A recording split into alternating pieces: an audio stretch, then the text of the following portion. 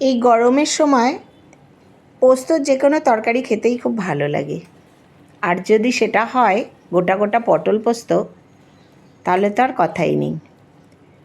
নমস্কার বন্ধুরা, বনমালী কুকিংয়ের নতুন একটা ভিডিওতে সকলকে স্বাগত।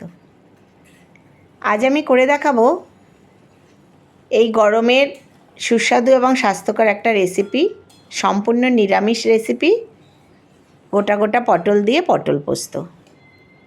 এটা খেতেও খুব ভালো হয়। আর কিভাবে করলাম সেটা দেখার জন্য পুরো ভিডিওটা দেখতে থাকো। স্কিপ করে দেখো না, তাহলে ঠিকভাবে বুঝতে পারবে না। তাই অনুরোধ রইল, ভিডিওটা পুরোটা দেখো এবং এইভাবে যদি করো তাহলে খুবই খেতে ভালো হবে। সকলে কেমন আছো? নিশ্চয়ই ভালো আছো। আমিও মোটামুটি আছি। আমি এখানে ফ্রেশ 12-13টা পটল নিয়ে নিয়েছি। এই পটলগুলো আমি অল্প অল্প করে ছাড়িয়ে নেব। পুরোটা ছাড়াবো না, কিছুটা ফাঁকা রেখে রেখে এরকমভাবে পটলগুলো ছাড়িয়ে নেব। পটলের যদি খোসা শুদ্ধ করা হয় চেঁচে নিয়ে, তাহলে পটলের ভেতর মশলা ঢোকে না এবং সেটা খেতে অতটা সুস্বাদু হয় না। খুবই গরম শুরু হয়ে গেছে, আর এখন পটল, ঝিঙে, ঢ্যাঁড়স এই সকলই হচ্ছে সবজি। তাই এগুলোকে একটুখানি সুস্বাদু করে খেলে খাওয়ার ইচ্ছাটাও জাগে, না হলে খাওয়ার ইচ্ছাটাও গরমে অনেকটা নষ্ট হয়। আমি সব পটলগুলো ছাড়িয়ে নিচ্ছি।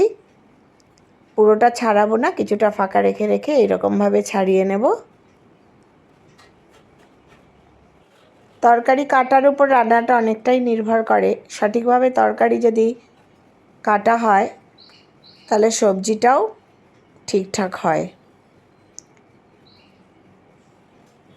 এই সময় পটল দিয়ে অনেক রকম সবজি সবাই করে থাকো। আমি যেভাবে করি সেটা তোমাদের সাথে শেয়ার করলাম। এবার পটলের দুপাশটা একটু কেটে নিয়ে এরকম করে যেখানে যেখানে পটলের খোসা ছাড়িয়েছি সেখানে সেখানে একটুখানি চিড়ে চিড়ে দেব।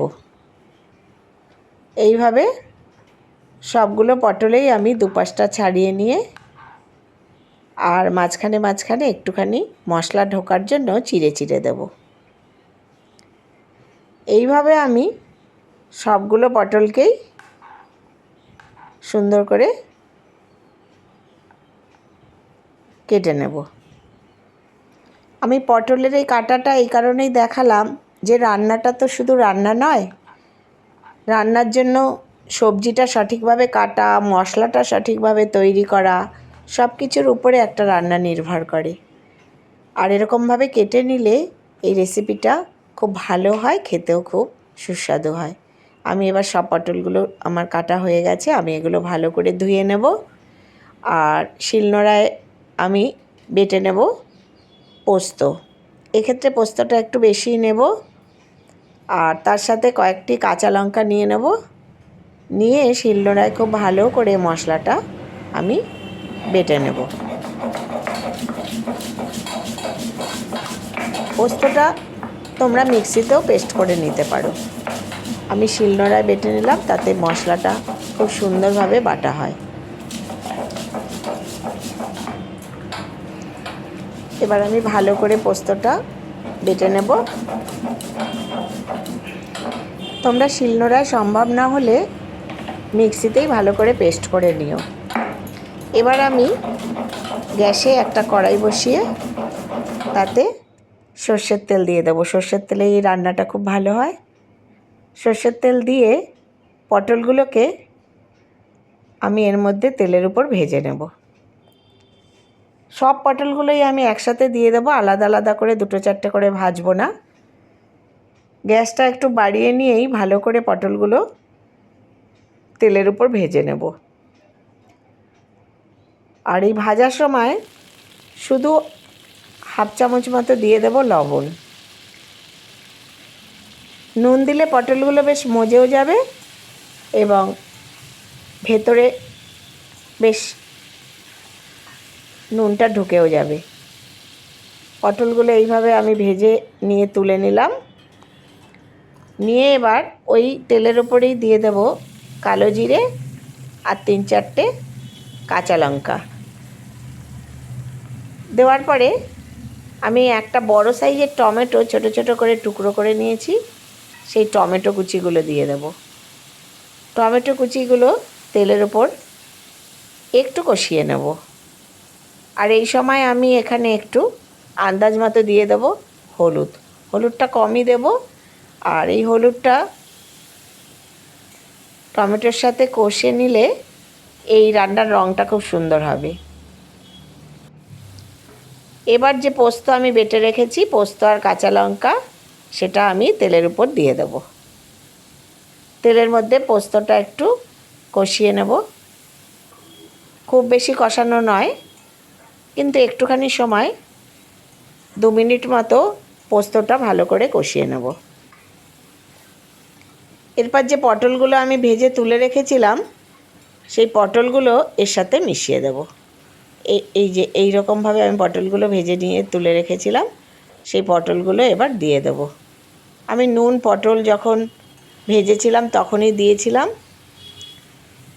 তাই এখন আর নুন দেব না। এবার পোস্তর সাথে টমেটোর সাথে খুব ভালো করে পটলগুলোকে মিশিয়ে নেব।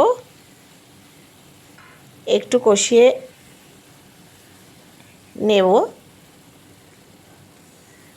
একটু কষিয়ে নেওয়ার পরে এখানে দিয়ে দেব আন্দাজ মতো জল। পোস্তর বাটিটা ধুয়ে আর একটুখানি পরিমাণ জল আমি এতে দিয়ে দেব। দিলে পটলগুলো খুব সুন্দরভাবে সেদ্ধ হয়ে যাবে এবং ভেতরে পুরো মশলাও ঢুকে যাবে। এটা ফুটে ওঠার জন্য আমি একটু ঢেকে দেব। ভালোভাবে পটলগুলো মিশিয়ে এবার একটু ঢেকে দেব। 2-4 মিনিট ঢেকে দিলেই এটা ফুটে উঠবে। ফুটে উঠলে আমি নামিয়ে নেব ঢাকনাটা এবং এটা খুব ভালোভাবে হতে দেব। একটু মিডিয়াম টু হাই ফ্লেমে রেখে এটাকে ভালো করে ফুটিয়ে এটাকে অনেকটা জল পুরো টানিয়ে নেব। পোস্ত যদি এরকম জলের ওপর সেদ্ধ করে নেওয়া যায় তাহলে এর কোয়ান্টিটিটাও বেড়ে যায় এবং খেতেও খুব টেস্টি হয়। তোমরা যদি এরকমভাবে না করে থাকো তাহলে একবার করে দেখো, খেতে খুবই সুন্দর হয়। এই যে আমার পোস্তটা এবার শুকনো শুকনো হয়ে গেছে।